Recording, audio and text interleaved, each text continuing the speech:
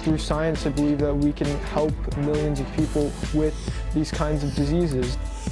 Plus, we are hearing from that 17-year-old college student at the center of that massive FBI investigation, why he is calling the whole thing a misunderstanding. And the renewed push for safer streets with crashes on the rise in Long Beach. The demand for answers ahead of tonight's City Council meeting. This is NBC4 News at 6. And so we begin at 6 tonight with a college student's experiment that is now at the center of an FBI investigation. Good evening once again, everyone. I'm Colleen Williams. And I'm Michael Brownlee. That investigation shut down an entire neighborhood. And tonight we are hearing from that student. NBC4's Hetty Chang live in Irvine with more on the chemicals he says he was mixing and why. Hetty.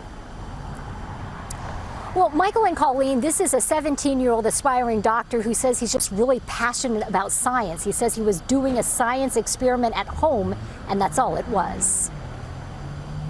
We met 17-year-old Almalvin Fritz at his attorney's office in Irvine, where the UC Irvine biology student seemed eager to share his story and his passion. What do you want people to know about you? You know, I think I'm a student. I am a 17-year-old kid who really wants to change the world one day. Fritz says he hopes to do that by discovering breakthroughs in medicine and cancer research. The teen who skipped high school and is getting ready to graduate college this year says he lost his aunt to cancer. This is some difficult chemistry, and it's something that I've been passionate about for years, and I hope that using this and AI-aided drug design, we can truly elevate the care that people have in this country. Last Monday, Fritz's attorney says the family's landlord stumbled upon one of his experiments and called police, who then called in fire authorities and the FBI.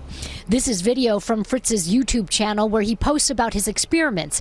He says last week he was experimenting with a compound of water, rubbing alcohol, and chemicals commonly found in nail polish remover and Epsom salts.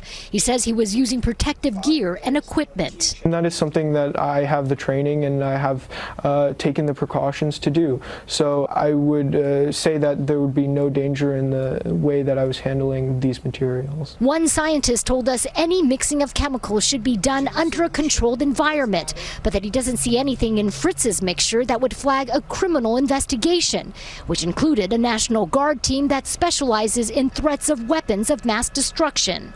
Fritz says he hopes to return home by today and hopes to continue his work in science. This has been truly a personal battle for me because I lost my aunt to cancer in 2020, and that has been really difficult for me to deal with. And through science, I believe that we can help millions of people with these kinds of diseases. What my interest truly was in is in creating these molecules called cubanes, which have a three-dimensional structure, which can be manipulated in a way to allow these molecules to bind directly and in an efficient and better way than people have bound these compounds ever before.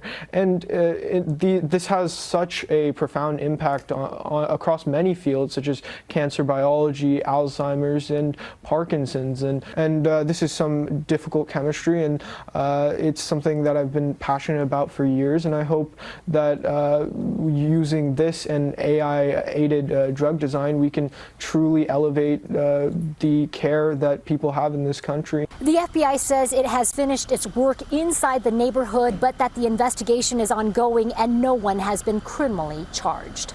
We're live in Irvine tonight. Hetty Chang, NBC4 News. Hetty, thank you. Now to the very latest on the war with Iran, as the U.S. is set to carry out more strikes on Iran here in the coming hours and days. And tonight we're learning more about 4 of the 6 U.S. military personnel who were killed in the initial strikes after the strikes that killed Iran's supreme leader. They were assigned to the 103rd